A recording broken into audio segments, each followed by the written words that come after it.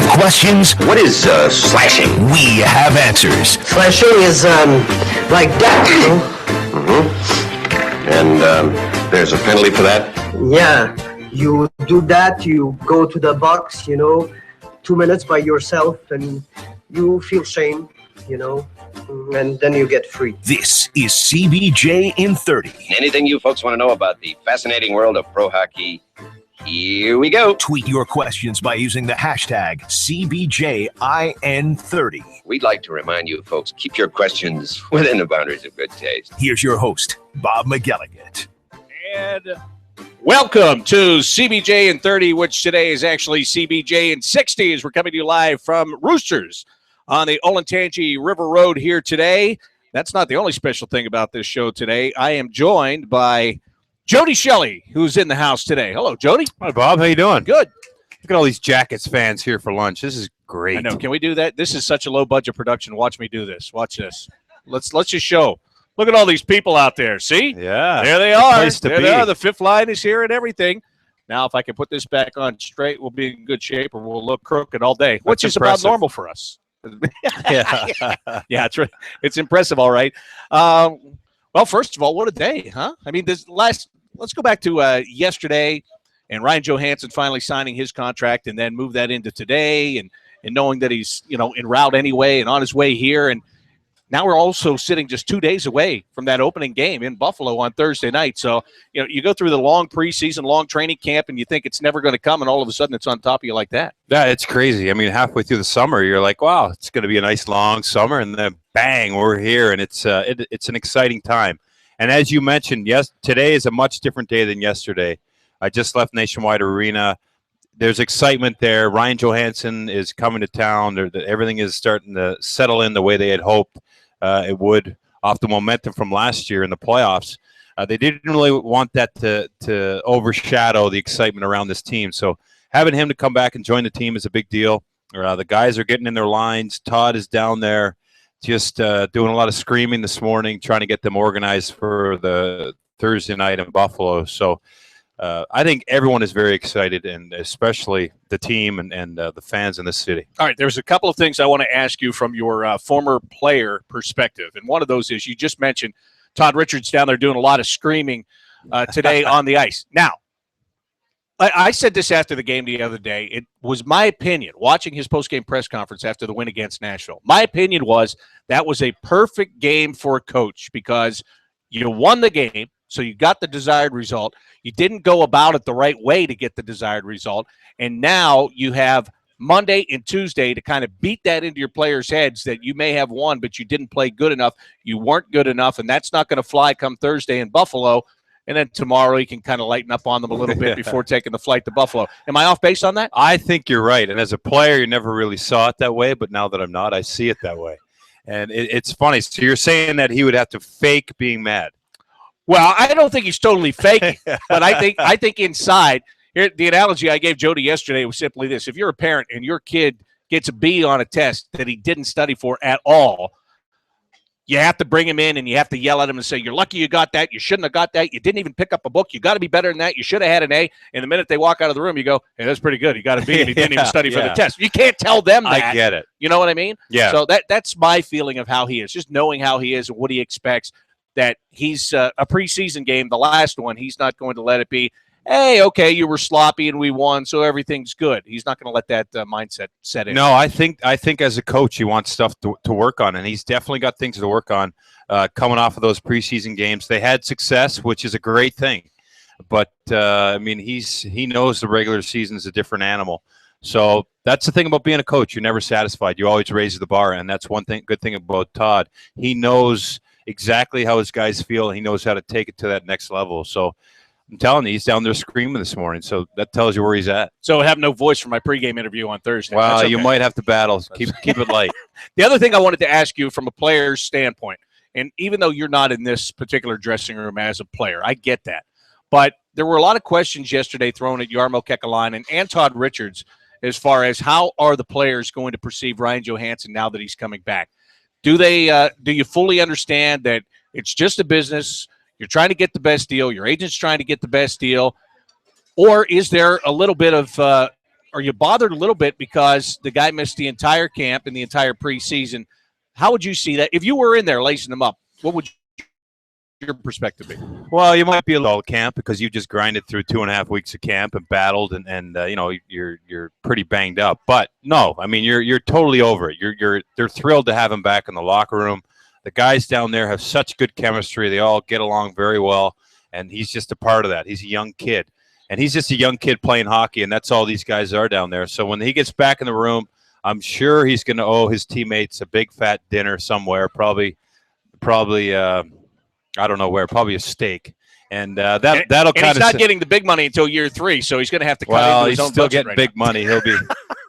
They'll take a whack out of it his wallet for sure.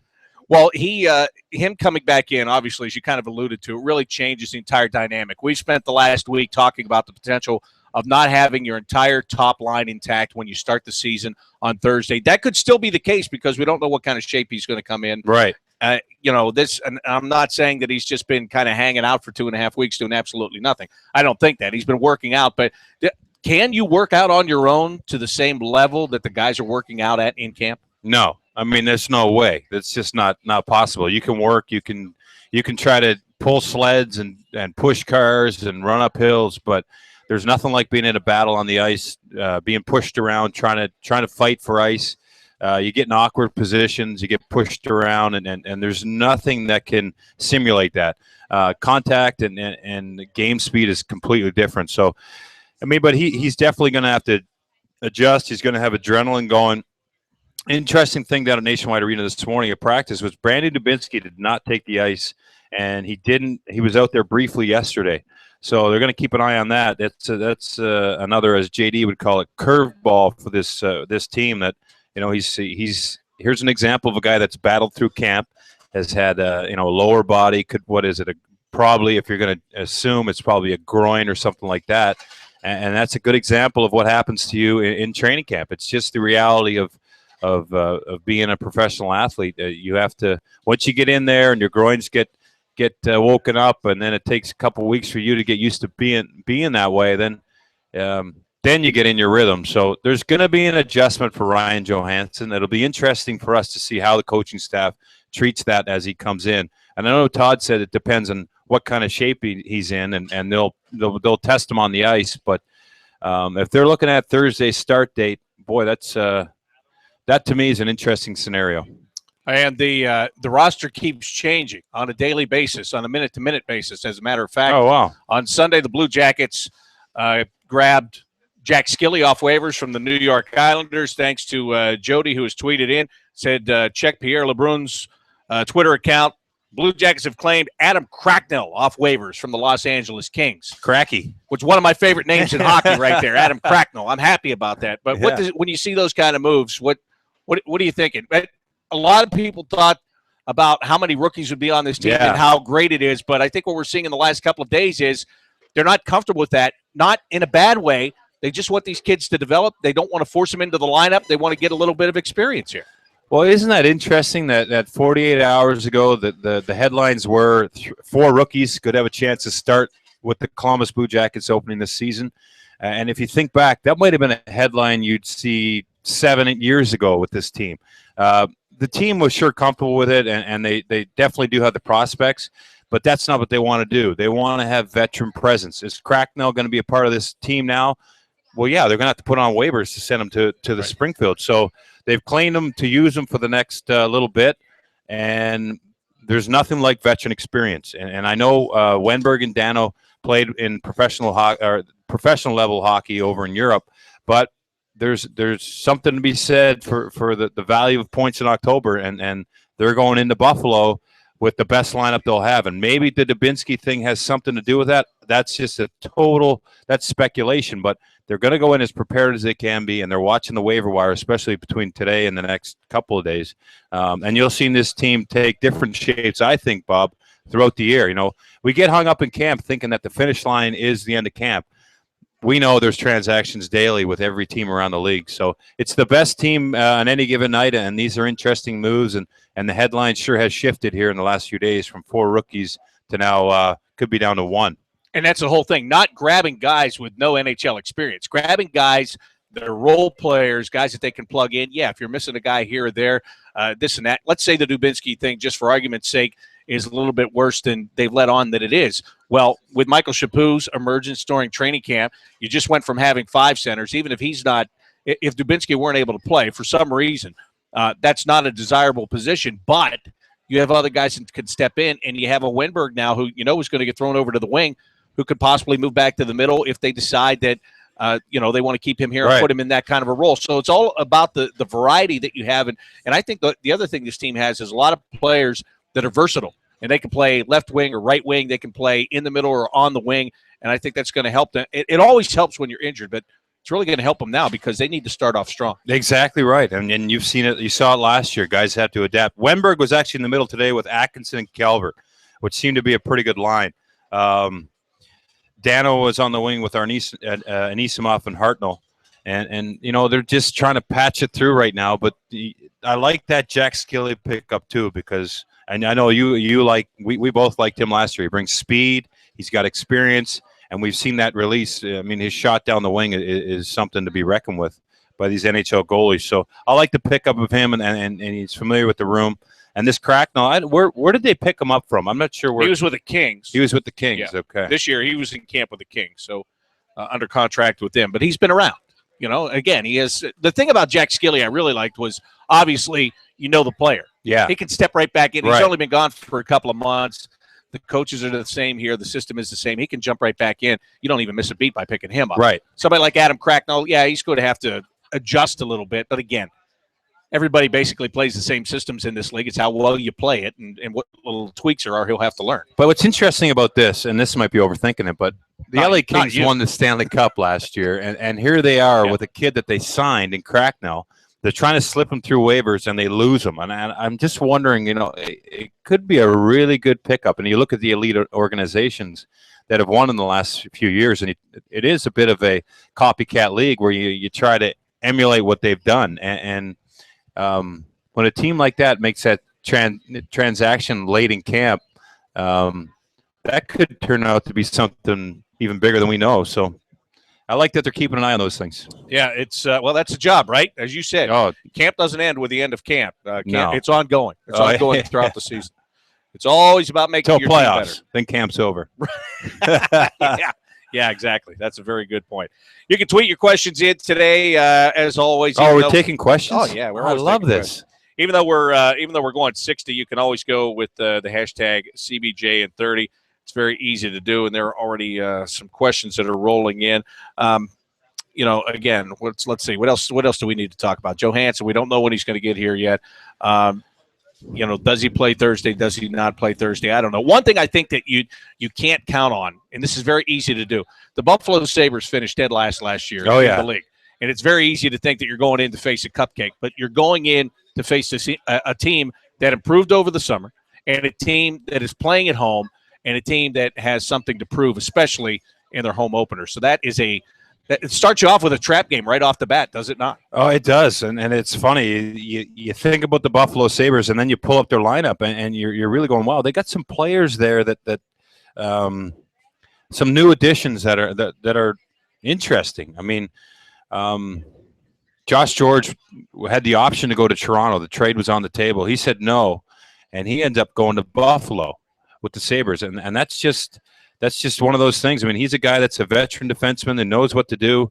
And like you said, Bob, you cannot expect to go into Buffalo with the coach Ted Nolan, and that team wanted to be a new identity and expect to just come back with 2 points. That's going to be a battle, and that's a good test for the Jackets. Brian Gianna is there. I think they just named – was he the captain now they just named there for the Sabres? They're a younger team, and they've got some emerging players, but he's a veteran player, and Chris Stewart's a big guy.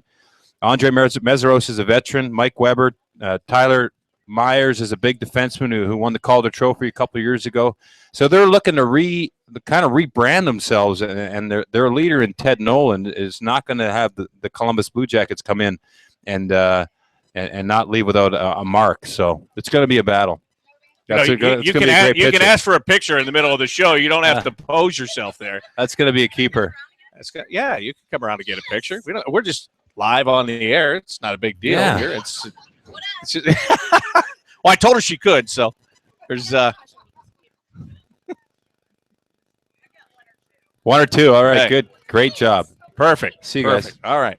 Enjoy the wings. We didn't want it to look like it was superimposed, you know. We want to make it real for you. So we want people to know that it was real. Hey, thanks for coming today. Thank We you. are at Roosters on Olentangy River Road, ready to get to your questions here on CBJ in 60 today. Jody Shelley joining me on today's show. Let's start it off with an easy one. Alexis wants to know, how do you think Alexander Wenberg, Michael Chaput, and Marco Dano are going to perform this season? Now, I'm sure she's asking this from the fact that she assumes all of them are going to wear Blue Jackets uniforms. That may or may not be the case. It might be the case early, not the case for the whole season. But you've watched these guys enough in camp. You saw Chaput last year. What are your thoughts?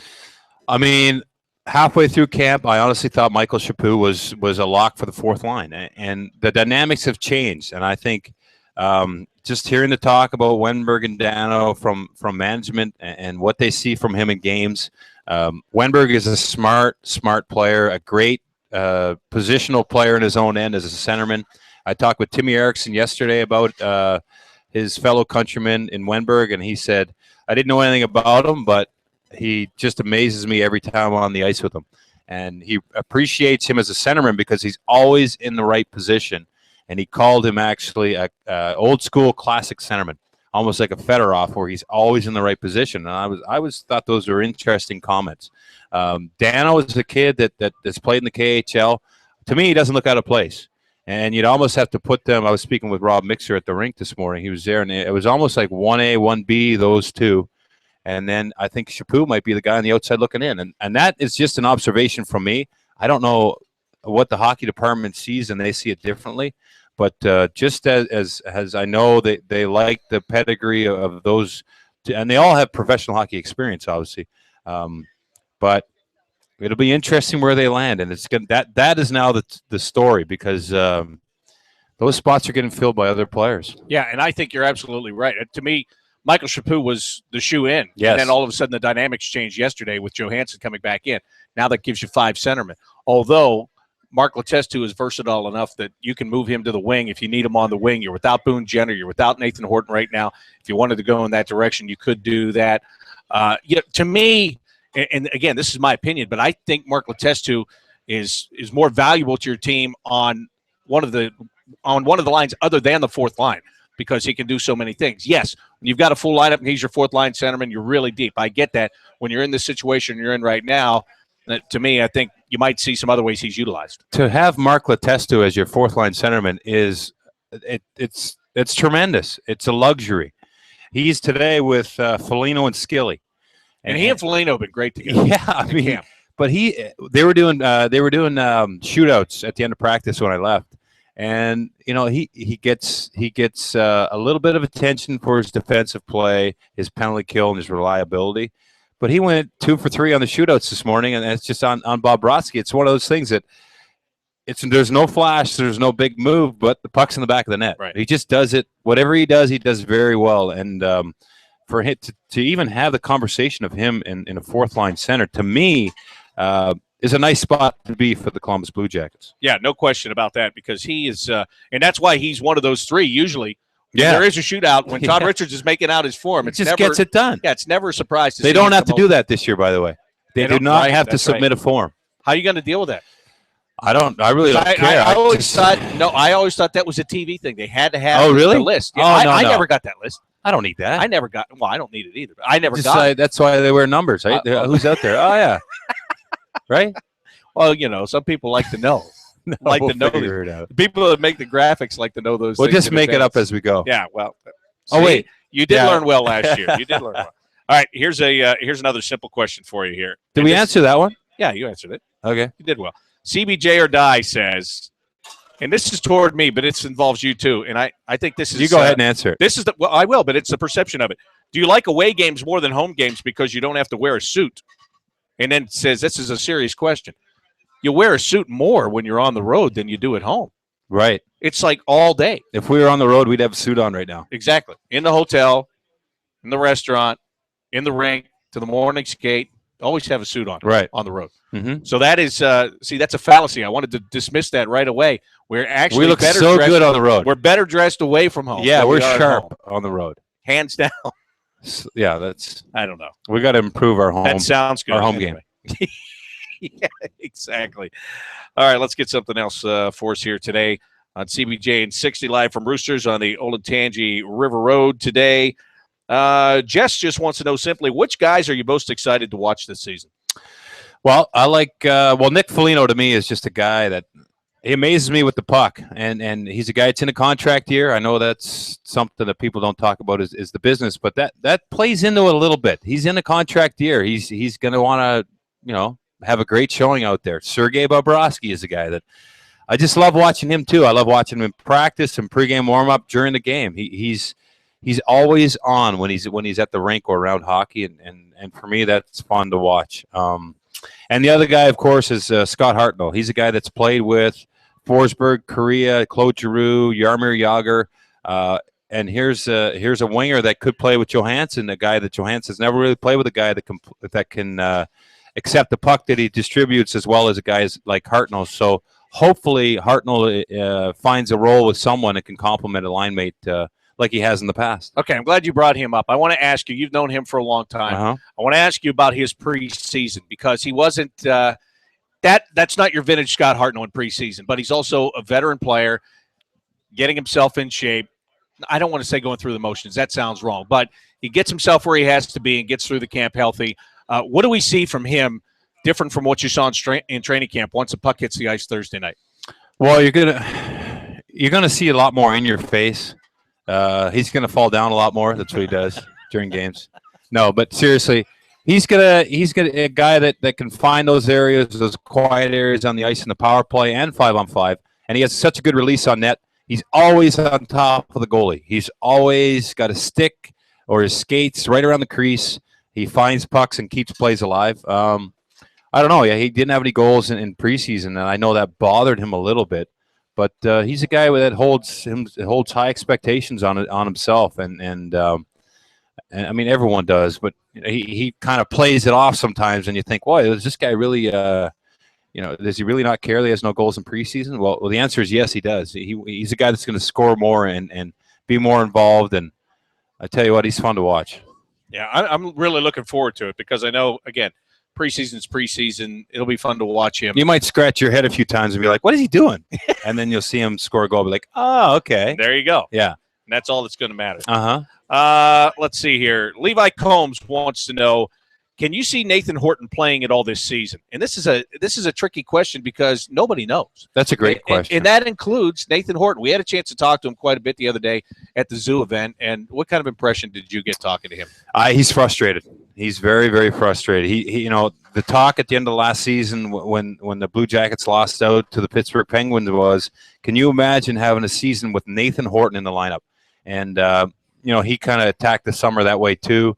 And this back thing popped up, and it's part of his every minute of every day. He's trying to figure out how he can get better, how he can get his back better, how he can get through a day without pain, and then start focusing on hockey. So I kind of sense that he's very, very frustrated. He's tried, and he's continuing to try a lot of things in a lot of different places with a lot of different doctors, but he just wants to be healthy and around his teammates. So. Hopefully he's going to find something here soon, and he can get back on the ice and get ready to play. But from this point right now, I kind of sense that he's at square one, and he just wants to get through a day without pain, and then apply hockey training to his routine to get back up to being on this team. So.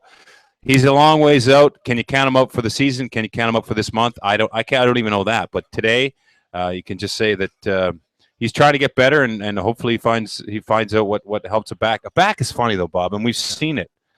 You've seen it with different players, and there's a lot of different people that are affected differently, and hopefully, he can figure that one out. Yeah, not just players. I mean, I think a lot of regular everyday people can understand the back problem and how that. Something tightens up or you twinge something and you just can't go about your life. And that's really what it's like for Nathan right now, let's take the hockey out of it. He's having a hard time just, getting through his day. He can't do that pain-free. No, I agree with you. And I've had minor injuries, and, whether it's a groin and if it's something that you just can't get a grip, like can't get past it or figure out what is wrong with, why is this not getting better? It eats you up. Like, you wake up in the middle of the night, it's sore. You get up in the morning, it's sore. You go for dinner, you're in a conversation, but really you're just uncomfortable. And for a guy like that who feels like he owes his teammates in this organization something, it's just, I know we could see it on his face and the way he was talking.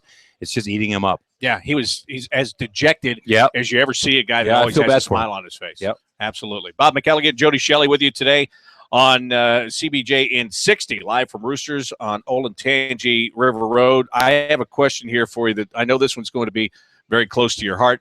Tyler Pavelka says, with all the recent pickups, how does Jared Boll fit in? A lot of love for him, but is he just taking up a roster spot? No, Tyler, he's not just taking up a roster spot. It's such a, what's great is I listened to a radio station this morning in Toronto, and they were talking about how they had released Colton Orr and Fraser McLaren.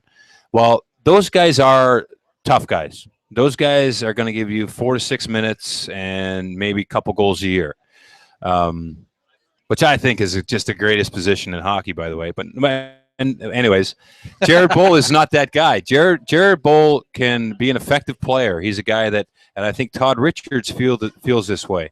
And that position really is dependent on the player and the coach. If the coach is willing to play him, there's huge value in that.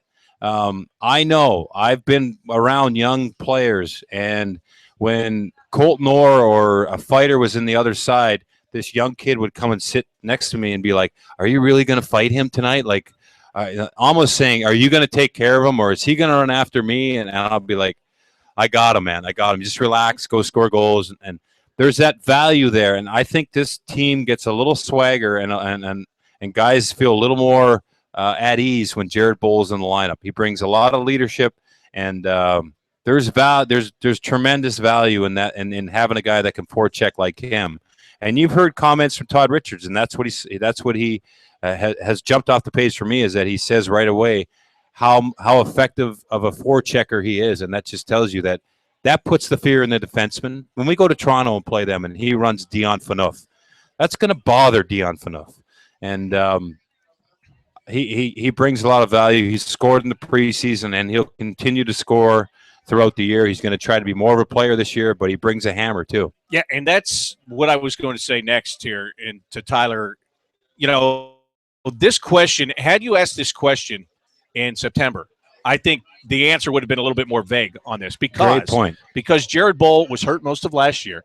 He didn't play a lot. He wasn't as effective as he could have been. He knew that. There just wasn't a heck of a lot that he could do last year because of his injuries. And as soon as the preseason started, the first game he played, and I told him afterwards, I said, "Man, you look fast." Right. For him, he looked fast. He had jump. He had something he didn't have at all last year, or he didn't have it after October last year. Right. And he just looked healthy, and he looked locked in. And he's smart enough to know that no matter how long he's been here, and he's the longest tenured Blue Jacket on this roster, he knows that he's battling for a spot. Nobody has to tell him that, "Hey, Jared, if you're not out there playing as hard as you can, we got some kids pushing here. We got a lot of guys." Yes, he does feel that role of toughness, but if he can't go out there and play, if he can't be dependable, if you put him on the ice and he's going to be a liability, he's no good. He knows that, and I thought he had a great camp, and the 2 goals were a bonus for him. But, I just think he really, when you talk about leadership, to me, what he said by his play was, yeah, I know exactly what I have to do. I know the position that I'm in, and I'm ready to accept the challenge, and here I am. That's right. Yeah, I agree. And that position, that tough guy role has evolved so much, and he gets that. That's why he's still here. That's why he's got a 3-year contract in his pocket, because it's evolved and he's evolved. And you said something key there. Well, first of all, he's healthy. He's had lingering issues that he's got put behind him, and he has gotten quicker, faster. So he understands that is his focus in the offseason, and he's still working on it. So, yeah, for him to stay in, he gets it. He knows what he's got to do, and he brings great value, and I love seeing him in the lineup. So do his teammates, by the way, which is important. Yes, I agree. And he's not just taking up a roster spot. There's no chance. No chance that he's just there to be there. Great question, though. Yes. It is a very good question. Let's see. You kind of touched on this a moment ago, but TR would like to know, what do you think the importance of re-signing Nick Foligno for next year is? And I know we got to get through this year first. I get it. I understand that. Obviously, there's a lot of concern about contracts probably right now amongst the fan base. But Nick Foligno, how important did you see him last year, and how important do you think he's going to be to the overall success this year? I love him. I think he's awesome. The puck possession that he plays with, that part of the game, how he can hold on to the puck in situations and let his teammates get in position, and he's got second effort mentality, third effort mentality, effort all the time. He's a great player, one of the bright spots in the league. I think they got to lock him up. That's just my opinion. I think you got to get him signed.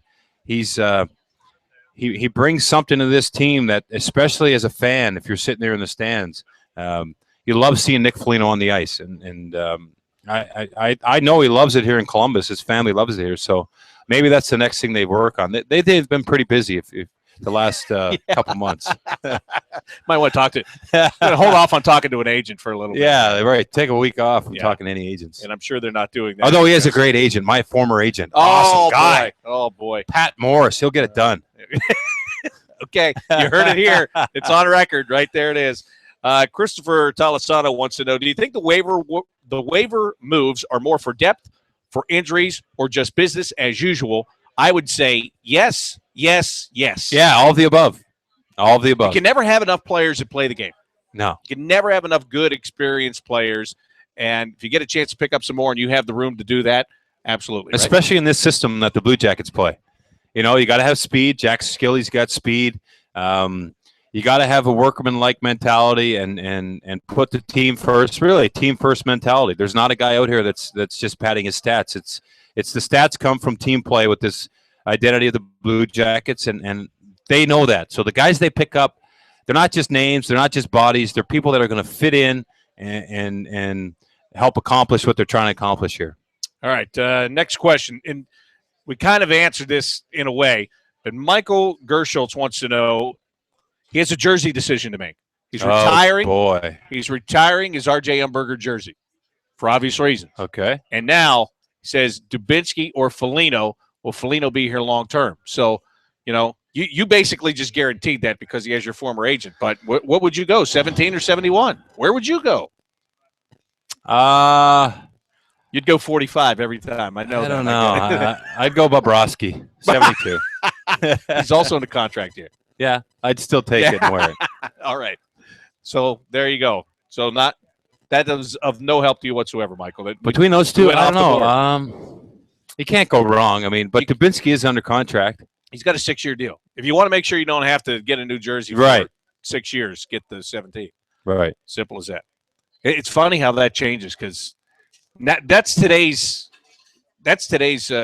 way you make a purchase, right? Right. You know, which guy's going to be here? It's a big purchase. You know, you're almost smart, whatever sport it is, you're almost smart to go out and say, like NFL in particular, who's the number one draft pick? Because I know that guy's going to be around for 4 or 5 years. So I'm just going to grab his jersey and I'm going to have that because I don't know, this veteran guy might Does that really work? I don't know if it works. Is that going to work in Cleveland? I don't know. Let's see. Oh, here's one for you. And you know this guy, so you can answer it. Petbug says, how has Joe Thornton not been traded to the Blue Jackets yet? You're not working. He's got a no trade, no movement clause. First of all, that'll usually do it. That's what does that. Right. And that's simply it. What do you think about that situation? Let's talk about that. Let's get out to the league for a minute here because Joe got the captaincy taken away from him in San Jose. Patrick Marleau used to be the captain there. He had the captaincy taken away from him. Now Joe Thornton has had it taken away from him. There's a lot of thought process that it's going to be a Couture, it's going to be a Pavelski. You know a lot of these guys. You know their personalities. How is what's going on there going to affect the way they play on the ice?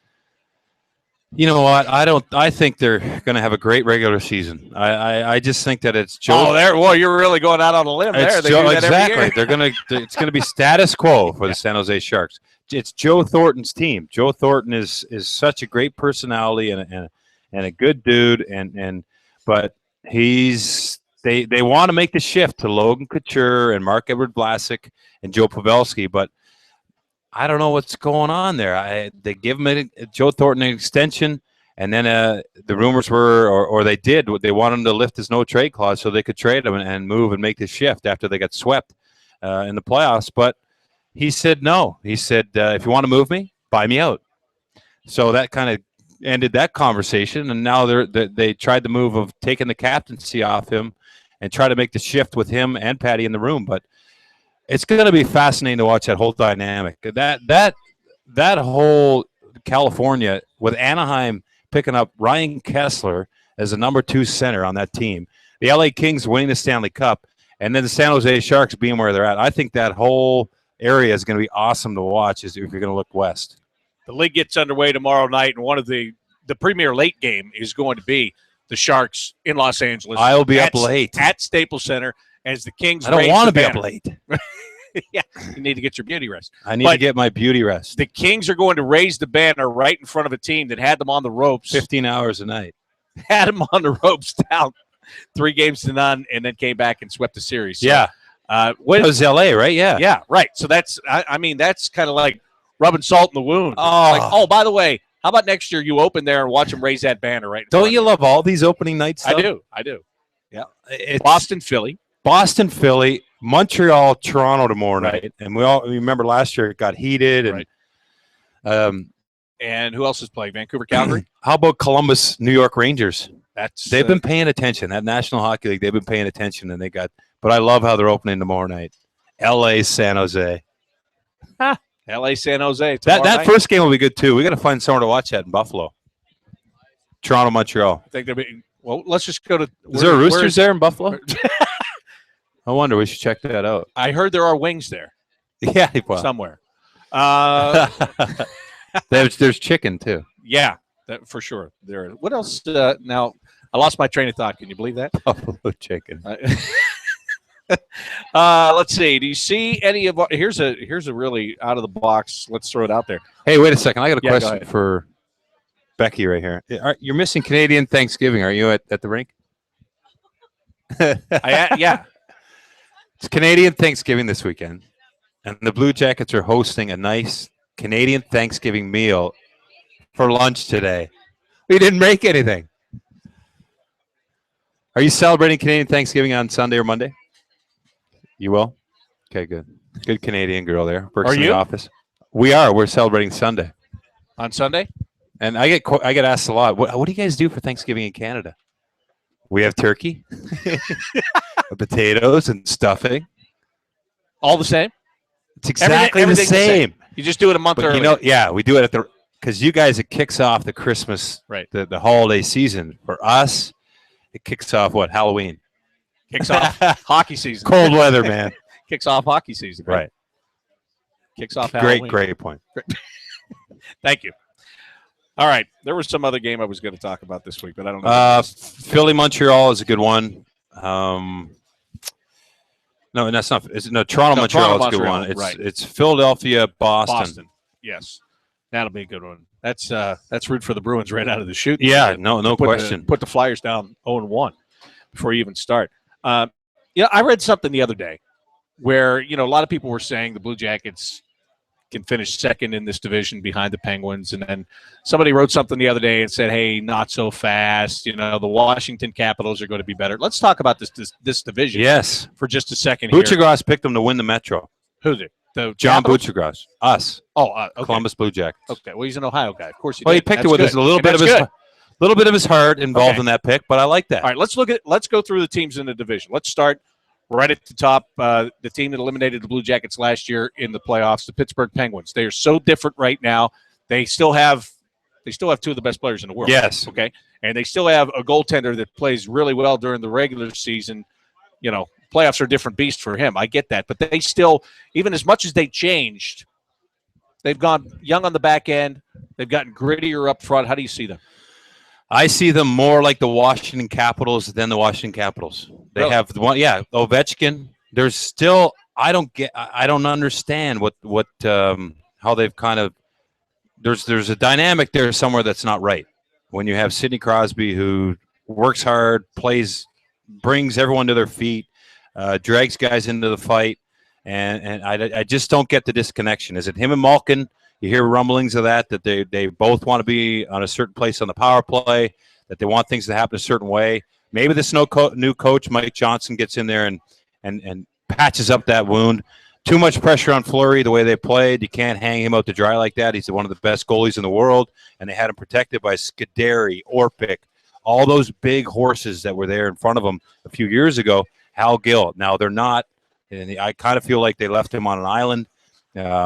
Hopefully they can patch it up because, everyone wants to see Pittsburgh do well, except when they're playing us, of course. But they're a team that is always interesting to watch, but I still think there's dysfunction there on some level. I just find it amazing that they felt, and I'm not saying, well, yeah, I guess I am saying the team because of what they did and the way they fired the GM and they fired the coach. It was almost as though they felt that they didn't win more because of their third and fourth line depth. Yeah, and I'm going, really?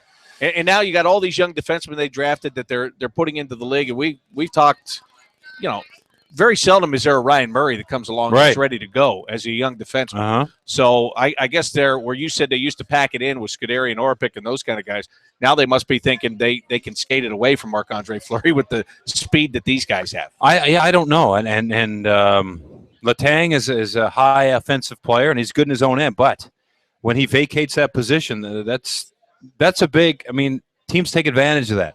He's a bit of a rover, and I don't know. They'll be interesting to watch. And they talked like they had to get grittier, and they have. But like you said, they got the best player in the world, the two of them. Yeah. You can't. That's what they rely on to win. Yeah. I'm not understanding where an organization feels it's like chemistry. Steve There's something Downey, missing. when Steve Downey and Daniel Carcillo are guys you have to add to win it. Right. I don't get that. All right, let's just move right down the line and go to the Washington Capitals. They didn't make the playoffs last year. They have Brooks Orpik now. They have Matt Niskanen now, both former Penguins. They put a lot of money into that defense. They have a very defensive-minded coach in Barry Trotz. They've got Alexander Ovechkin, who led the league in goals scored last year. He usually does. His defense is usually non-existent. You've got a goaltender in Braden Holtby that was very good. Then he got very bad, and they need him to be very good again. Mitch Korns, the goaltending coach who was really highly regarded, left Nashville to go with Trotz to Washington. Do the Washington Capitals get back in the playoff picture? No, I don't think so. I think Barry Trotz is a great coach, and he's going to do a lot there, but there's still, to me, I don't understand them. I think Niskanen is going to help them out a lot. Their goaltending. Will he be the same player? He was in a contract year, and he knew he was going to get big money. Now he has a 5-year deal, and he let down there.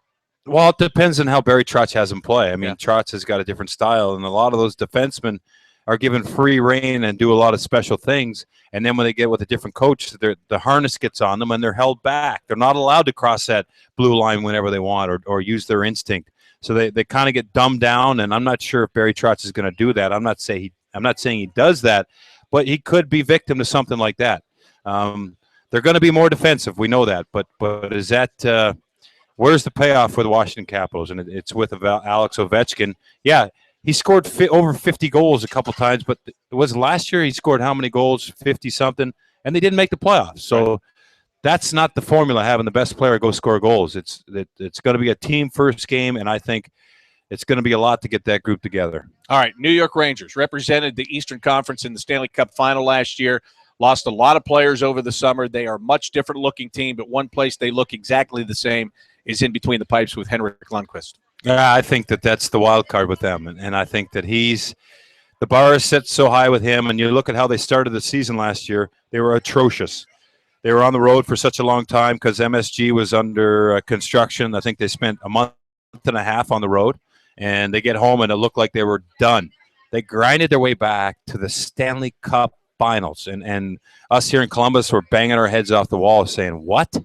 But it was Henrik Lundqvist, and he's the catalyst, and it kind of goes how he goes. It's an amazing place to play on a team for the Rangers because you're together at the rink and that's it. There's nothing outside the rink. You're on your own. People are living all over the place, and I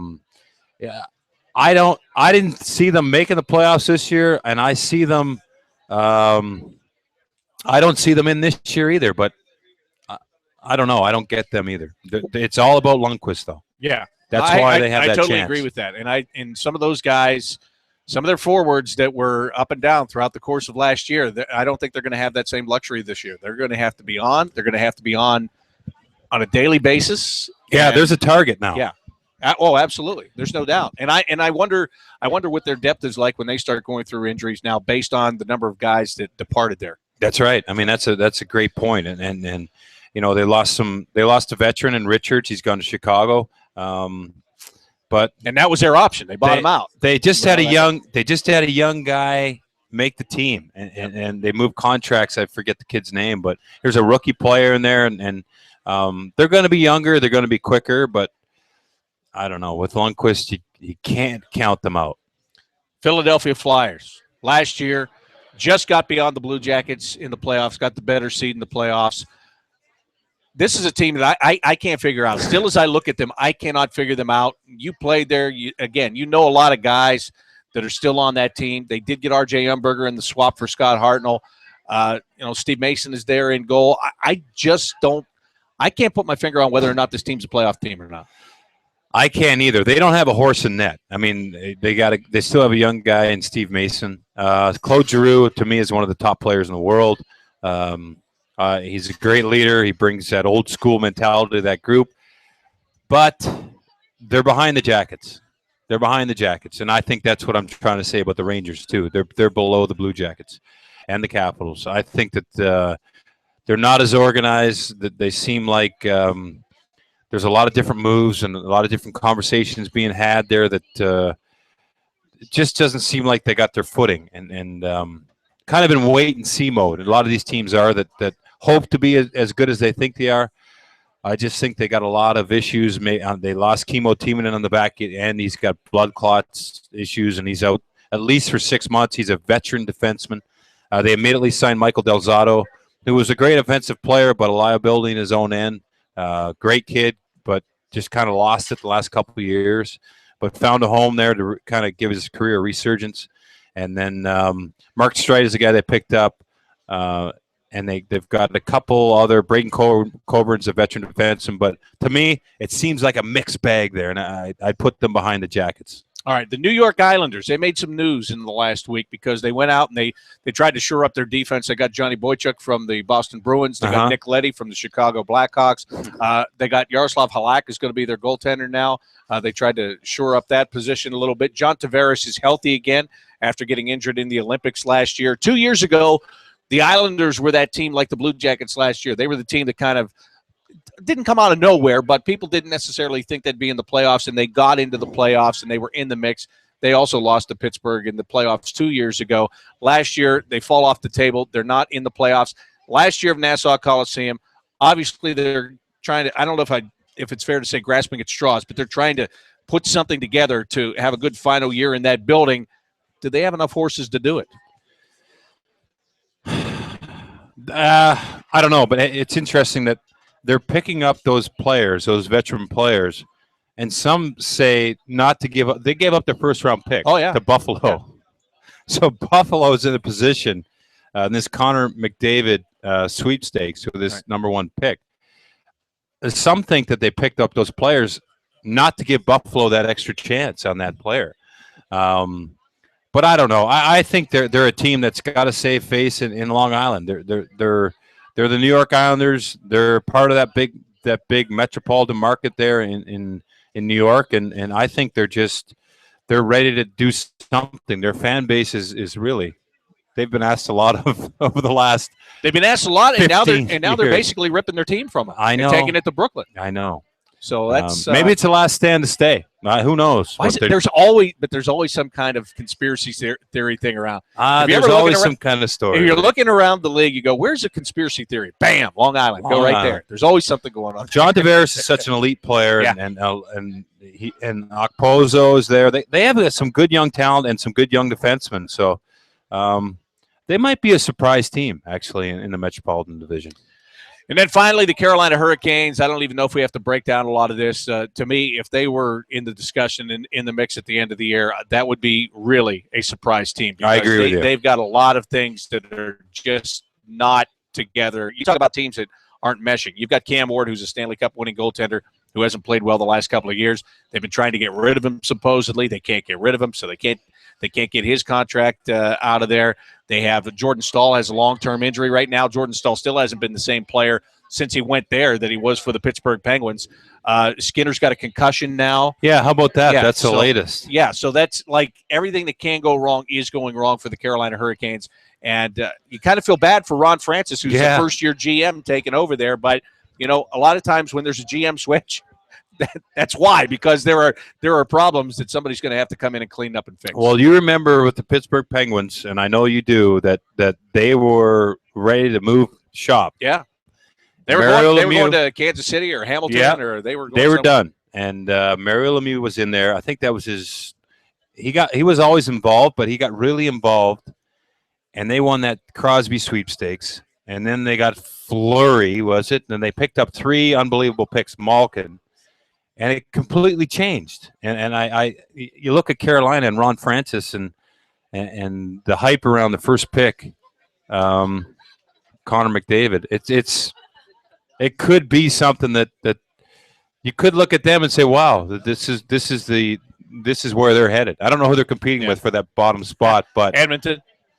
You think Edmonton's always competing? That's for the without even spot. looking at a roster. And they've had all those first-round picks, and they still can't make it work there. Well, they gave us Ryan Murray, so that we have to thank them for that. They didn't need a defenseman, so they thought. And now they do. Oh, they did right after the draft. They did. They needed 14 seconds after they picked Yakupov. They needed a defenseman, and they were without that pick. Thank you. That is for sure. No doubt about that. So, and I've said this before on this show. If you're not a very good team, this is the year that you don't want to become a mediocre team, because you mentioned Connor McDavid, and Jack Eichel is another guy that, you know, they're predicting that those two are going to give each other a run for their money throughout the course of the year. Is that a local guy? If they no Eichel, no. But those two guys are the top two guys in the draft. So, you know, the talk is whichever one of those guys you get, you have a chance to pick up a franchise guy. Great. I mean, and so do you want to get better? I mean, if you're the Carolina Hurricanes and you're not very good, you don't want to tank it. Nobody wants to lose them all, but you also you're looking at a guy that can change. Yeah, that's a tough sell. I mean, you cannot admit to your fan base that we are just going to lob this up here. 0-82. I mean, you just can't do it. But unless, you mentioned the Penguins, unless you're Eddie Johnston back in 1984. That's right. How about that story? You go, was that 30 for 30? Yeah. Just start trading guys away and giving away players. They interviewed Bob Erie and players, and they're like, we're in the room wondering, what the heck's going on here? We supposed to tank these games? A couple years later, they knew, right? Yeah. I mean, it's unfortunately, the plan is the plan. Wow. What's that?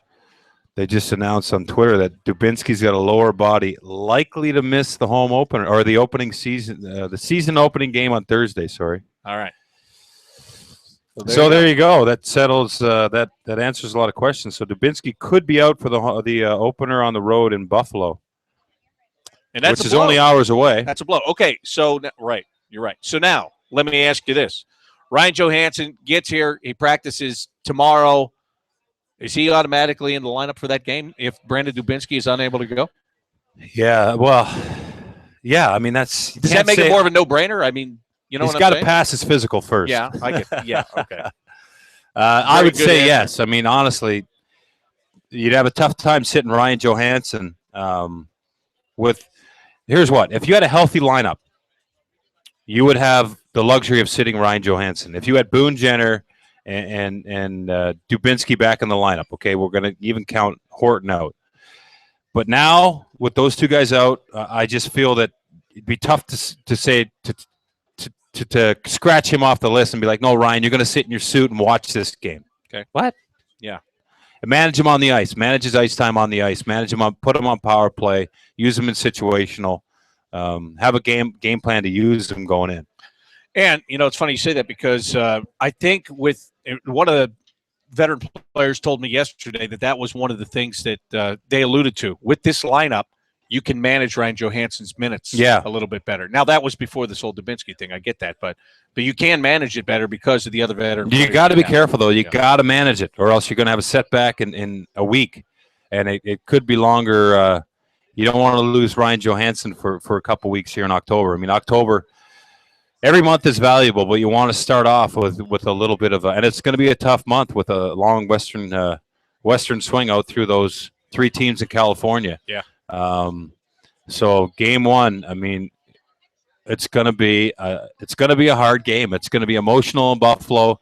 If Dubinsky's not there, you're asking the guy to come in who's missed camp and jump into the fire. That's a delicate situation for the Blue Jackets. All right. Dan Jenkins wants to know who are your 4 centers for Thursday now with Dubinsky out of the lineup? Who would you pick, Jody Shelley? Anisimov, Yes. Chaput, Letestu, Wenberg. No, you got to put Johansen in there. That was nice, though. I mean, it's not terrible, is it? No, it's not terrible. And it will be interesting to see if Alexander Wenberg winds up. Okay, the lines today without those guys. Okay. Without Johansen and Dubinsky. Okay. And tell me if these are terrible. Wenberg in the middle with Calvert and Atkinson. I like it. You like it, right? It's speed. It's Wenberg's going to be fired up, man. First of all, you've got Cam Atkinson, who was finishing in the preseason. Yep. He knows he's on the hot seat. He's got to, the way last year ended was not contract's acceptable. up. Right. His contract's up. Last year was not acceptable. He's got to start off hot. So he's a guy, you give him the puck, his job is to score. Alexander Wenberg is a guy that dishes the puck, dishes it extremely well, and Matt Calvert's going to go to the front of the net and pick up your rebounds, your garbage goals, and fight anybody he has to, even if they're 2 times as big as him. So I like that combination. And then the next line I have here was Anisimov with Hartnell and Dano. Worked well together. Last couple of games of the preseason complemented each other very well. I like that too. Then you have Letestu, Foligno, and Skilly. And again, Letestu, Foligno.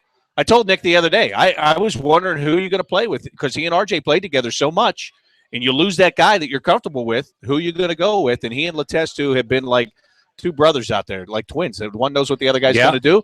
And Jack Skilly, we talked about him. He can jump in and play anywhere, so that's good. And then Chaput, Trop, and Boll. And there you go. Bang, crash, create scoring opportunities all at the same time.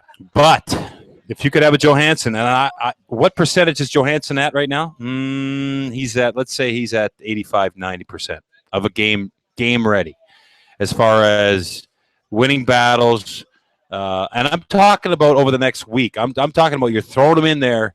He's going to be excited. He's going to play well, but there's going to be lingering issues after that initial game. And the reality is they're just going to have to – I think they're just going to deal with it. I mean, I have no problem with this lineup, but I think if you have a horse in the stable who you feel is ready to go, it's hard to hold him back. All right, now let me ask you this. So if you put – let's just say for argument's sake that Ryan Johansen goes into this lineup, and do you go with a Jack Skilly on the wing, or do you slide a Letestu to the wing and leave a Chaput in there on the 4th line because you had him throughout training camp? Yeah, I think I would Mark do that. And Nick play with Ryan Johansen, or you can. Well, then you could move too. Letestu around, right, and cover holes of he's not playing much in the 4th line. He's obviously going to kill penalties, and he's going to fill in. With Johansen's head too much, throw Letestu in there and let him take a couple reps with Atkinson, and we got this handled. We're geniuses. Yeah. We're geniuses. Get Todd Richards on the phone. Yeah, hopefully they're watching. They probably are. I'll text him right huddled now. around. Todd, we've got it.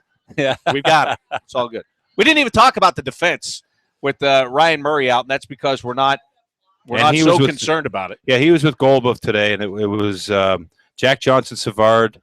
Wisniewski was with Eriksson, which is a good pairing. They did that in camp. And then Tootin is with Prout. So pretty solid D back there. You can live with those 6 on opening night. No problem. Okay. No problem. Savard, to me, is I'm so impressed with him. Remember a year ago? I'm so impressed. You were like, hey, who's this Savard kid? Where did he come from? I couldn't be more impressed with him. Even in practice today, he brings such a sense of confidence to just as a fan of the team, just like, wow, that guy is not going to make a mistake. Although he did cough it up the other night in preseason. He did. But here's what.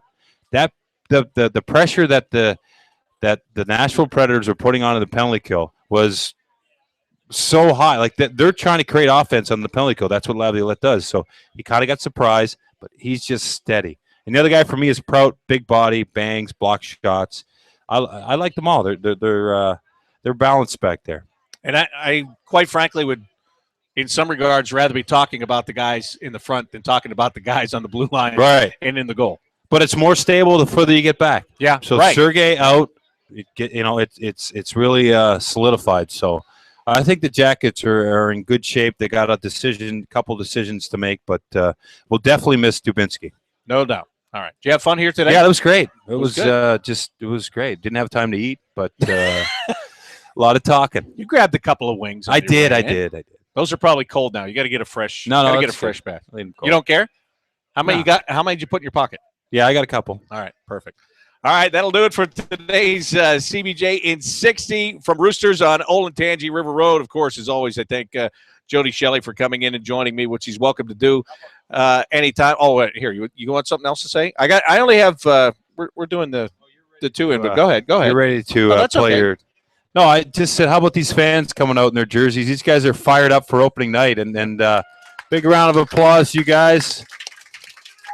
Can't wait for hockey season to start, and it's right around the corner. So Thursday night in Buffalo, Thanks to Saturday Roosters. night right here at Nationwide Arena Woo! with the New York Rangers. All right, Jody, thank you very much, and that's going to pretty much run us out of here for today. Once again, as Jody said, thanks to Roosters for having us out today to do this live broadcast, this hour-long broadcast over lunch hour. Thank you guys for coming out and joining us, and thanks for being there. As always, great questions again today. The questions get better as the season gets closer. Things are changing on a minute-to-minute basis. You can never get enough. So we'll do it again tomorrow, back to the regular time of 11:30. Tomorrow night, Jody and I have the radio show, too. The Inside Edge on 97.1 The Fan in Columbus. It's all coming at you fast. Talk to you later. Don't want to hear it again tonight. I'll talk to you later. Just save it for another guy. I'll talk to you later. Don't want to hear it again tonight. I'll just see